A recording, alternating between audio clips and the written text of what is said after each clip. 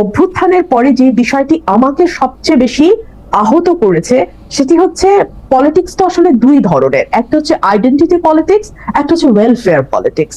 Identity politics সেটা ধর্মের ভিত্তিতে হতে পারে, জাতির ভিত্তিতে হতে পারে। যেমন গত 15 বছর আমরা জাতির ভিত্তিতে দেখেছি, বাঙালি জাতি, হ্যাঁ, মানে হাজার বছরের বাঙালি জাতি, এই এই এই এই আইডেন্টিটিটাকে আমরা মানে বেস করে পলিটিক্সটাকে রান করতে দেখেছি। ফর এক্সাম্পল ভারতে আমরা মোদির রাজনীতি দেখি, হিন্দুত্ববাদ, হিন্দুকে আইডেন্টিটি ধরে তারপরে তার রাজনীতিটা সেখানে ঘুরপাক খায়।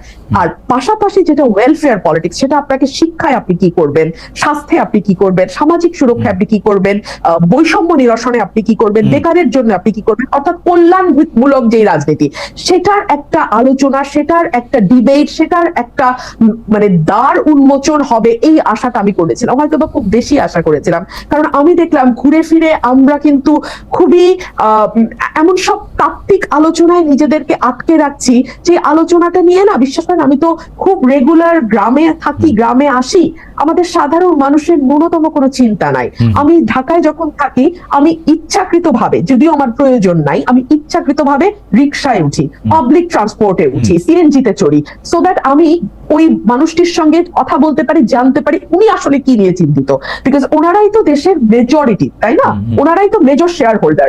ওনারা কিন্তু ওই কল্যাণমূলক রাজনীতি যে বিষয়গুলো নিয়ে আলাপ করে, যে বিষয়গুলোর চর্চা কল্যাণমূলক, আমাদের সময় শেষে আসছে, একটু যদি করো যে একটু যদি শেষ করেন সময় শেষে। আমি আমি আমি আমি আমি আশাবাদী হতাম যদি আমি দেখতাম যে বিএনপি, জামাত, এনসিপির রাজনীতি হচ্ছে এরকম, বিএনপি তার প্রস্তাবনা দিচ্ছে যে আমরা আসলে এই এই কাজগুলো করব, স্বাস্থ্যে এগুলো করব, শিক্ষায় এগুলো করব, বেকারত্ব নিরসনে, জামাত দিচ্ছে তার প্রস্তাব, এনসিপি দিচ্ছে তার প্রস্তাব, সেখান থেকে মানুষ বেছে নেওয়ার সুযোগ পাচ্ছে। কিন্তু না, রাজনীতি ঘুরপাক খাচ্ছে জাতীয় সঙ্গীত কি থাকবে না থাকবে না, এটা কি গোলাম আজমের বাংলা কিনা, গোলাম আজমের বাংলা হলে সেখানে আওয়ামী লীগের ঠাঁই হবে কি হবে না, আমাদের মানে এই বিষয়গুলো না আপনাকে কেবলমাত্র গুটি কয়েক মানুষের আমি কি বলবো যে মানে রাজনীতির খোরাক হতে পারে, কিন্তু সেটা মাস পিপলকে কখনোই এই রাজনীতি স্পর্শ করবে না।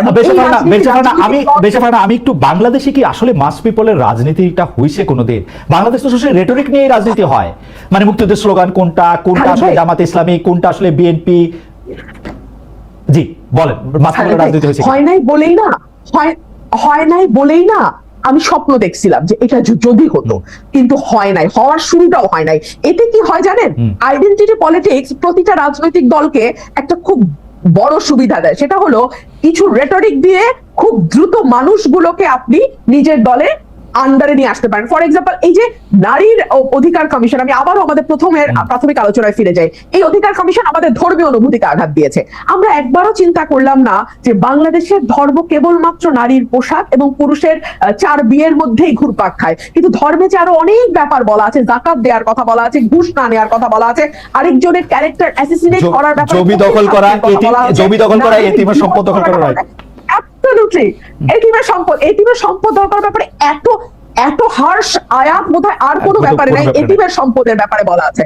হ্যাঁ, কিন্তু এগুলো নিয়ে কিন্তু আপনি কোনোদিন আলোচনা শুনবেন না। নারীর পোশাক, পুরুষের বিবাহ, এর বাইরে যেন ইসলামে আর কিছু নাই। এতে আপনার আপাতত কিছু সুবিধা হয় বটে, কিন্তু আপনার কারণে ধর্ম যেমন লাঞ্ছিত হয়, দেশটাও আর আগাতে পারে না।